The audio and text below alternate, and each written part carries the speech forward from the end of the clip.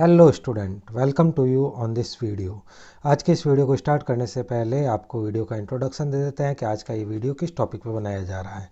तो स्टूडेंट, जैसा कि आपको स्क्रीन पे दिख रहा है, आज के इस वीडियो में हम उदाहरण नंबर 5 को सॉल्व करेंगे। ये उदाहरण नंबर 5 आपकी क्लास 12th की अकाउंटेंसी की जो पार्ट फर्स्ट बुक है, लेखा शास्त्र की भाग 1 बुक है, उसमें पेज नंबर 24 पर दिया गया है। तो स्टूडेंट्स, इस उदाहरण को सॉल्व करने से पहले आपको बता दूं कि ये जो उदाहरण है, ये चंदे की गणना संबंधी प्रश्न है।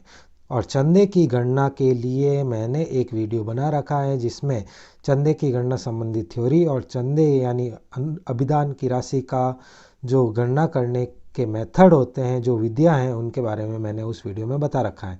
अगर आपने मेरा वो वीडियो नहीं देखा है तो पहले आप मेरा वो वीडियो देख लें, ताकि उससे आपको चंदे यानी अभिदान की राशि की गणना करने की विधियों का नॉलेज हो जाए और ऐसे क्वेश्चन आप आसानी से सॉल्व कर पाएँ।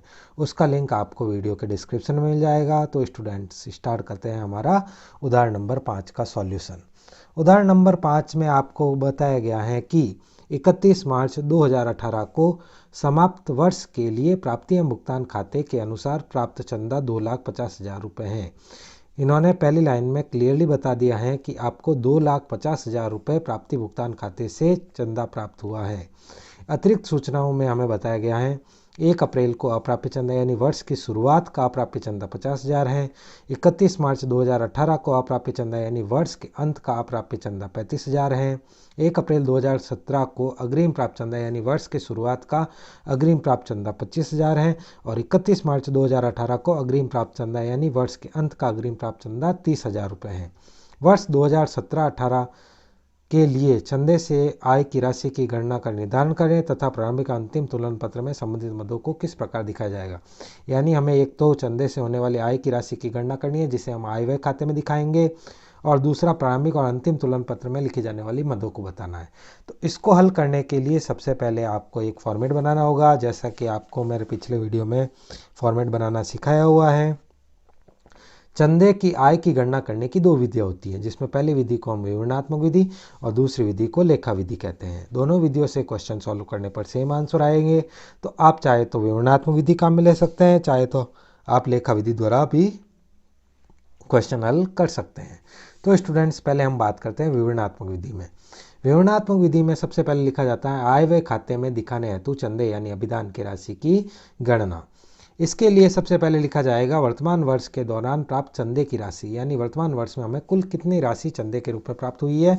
तो जैसा कि आपको प्रश्न बताया गया है कि वर्तमान वर्ष में कुल 2,50,000 रुपये हमें चंदे से आय प्राप्त हुई है।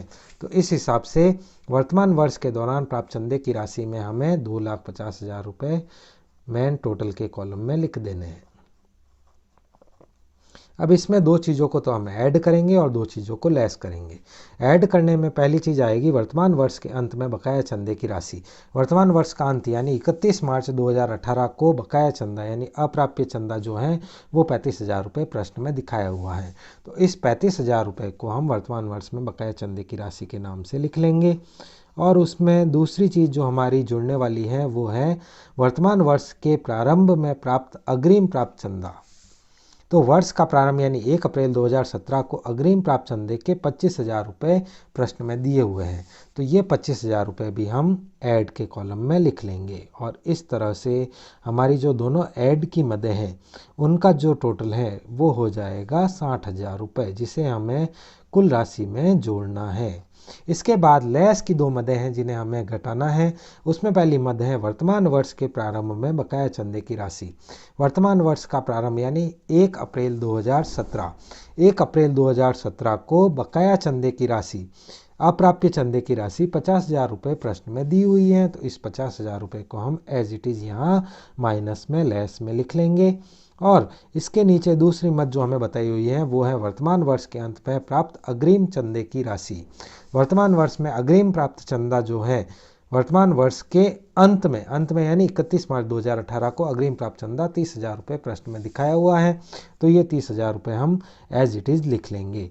और इस तरह से हमारी लेस करने वाली जो दोनों मदें हैं, घटाई जाने वाली जो दोनों मदें हैं, उनकी जोड़ आ जाएगी 50,000 और 30,000 80,000 रुपये, जिसे हमें ऊपर वाली जोड़ में घटाना होगा।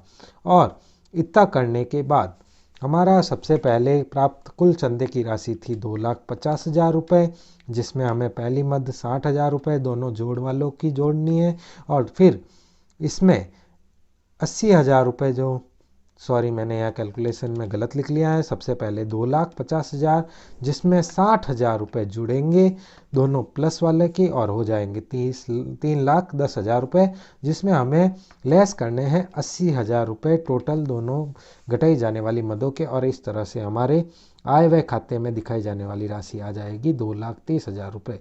यानी पूरे वर्ष के दौरान हमें 2,30,000 रुपये चंदे की राशि को आय व्यय खाते की आय पक्ष में दिखाना है। अगर आप इस क्वेश्चन को लेखा विधि से हल करना चाहते हैं तो लेखा विधि में सबसे पहले हमें एक अभिदान खाता यानी चंदा खाता बनाना होता है, जिसमें डेबिट साइड में वर्ष के प्रारंभ का बकाया चंदा और क्रेडिट साइड में वर्ष के प्रारंभ का अग्रिम प्राप्त चंदा लिखा जाता है। तो वर्ष के प्रारंभ का जो बकाया चंदा है वो है 50,000 रुपये, जिसे हमें डेबिट साइड में नाम पक्ष में लिखना है 50,000 रुपये। और वर्ष का अग्रिम प्राप्त चंदा, प्रारंभ का अग्रिम प्राप्त चंदा 25,000 रुपये है, जिसे जमा पक्ष में लिखा जाएगा। विवरण में आपके साफ साफ लिखा हुआ है वर्ष के प्रारंभ का अग्रिम प्राप्त चंदा 25,000 रुपये आपके जमा पक्ष में आ जाएगा, और वर्ष के प्रारंभ का बकाया चंदा नाम पक्ष में 50,000 रुपये लिख लिया जाएगा। वर्ष के दौरान हमें कुल चंदा 2,50,000 रुपये मिला है, तो इसको हमें जमा पक्ष में लिखना है। और वर्ष के अंत की जो दोनों मदें हैं, वर्ष के अंत का अग्रिम प्राप्त चंदा और वर्ष के अंत का बकाया चंदा, according to format as it is हमें इनमें वैल्यू पुट कर देनी है। तो वर्ष के अंत का 31 मार्च का अप्राप्य चंदा 35,000 रुपये, तो हम जमा पक्ष में लिख लेंगे। और वर्ष के अंत का जो अग्रिम प्राप्त चंदा है, एडवांस चंदा है, वो 30,000 रुपये हमें नाम पक्ष में लिख लेने हैं। और इस तरह से जमा पक्ष और नाम पक्ष की सारी मदें लिख लेने के बाद सबसे पहले हम जमा पक्ष का योग करेंगे। जमा पक्ष में हमारे दे रखा है 25,000 प्लस 2,50,000 प्लस 35,000, और इस तरह से जमा पक्ष का योग हमारे 3,10,000 रुपये आ जाता है, जिसमें हमें नाम पक्ष का योग लेस करना है। नाम पक्ष में हमारे 50,000 और 30,000 रुपये दिए हुए हैं, जो घटाने के बाद पीछे जो शेष बचता है 2,30,000 रुपये, ये शेष हमें आय व्यय खाते में हस्तांतरित की जाने वाली राशि के नाम से शेष के रूप में लिख देना है। और इस तरह से हमारा लेखा विधि द्वारा आय व्यय खाते के आय पक्ष में लिखी जाने वाला चंदे की राशि का उत्तर हमें प्राप्त हो जाता है, और यहाँ हमारा क्वेश्चन कंप्लीट हो जाता है, प्रश्न यहाँ आपका पूरा हो जाता है। इसके अलावा अगर आपको पूछा जाए कि वर्ष के प्रारंभ की या अंत की चीज़ों को हम कहाँ दिखाते हैं, तो इसका सीधा सा उत्तर हम इस प्रश्न में देंगे कि 1 अप्रैल 2017 वर्ष का प्रारंभ है, तो इसको प्रारंभिक तुलन पत्र में दिखाएंगे। इसी तरह से 31 मार्च 2018 वर्ष का अंत है, तो इसको अंतिम तुलन पत्र में दिखाया जाएगा। 1 अप्रैल 2017 का अग्रिम प्राप्त वर्ष के प्रारंभ की बात हो रही है, तो ये प्रारंभिक तुलन पत्र में आएगा। और 31 मार्च 2018 वर्ष के अंत की बात हो रही है, तो इसे अंतिम तुलन पत्र में दिखाएंगे।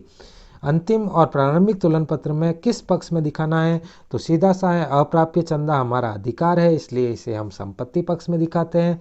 और अग्रिम प्राप्त चंदा हमारे लिए दायित्व बन जाता है, इसलिए इसे दायित्व पक्ष में दिखाया जाता है।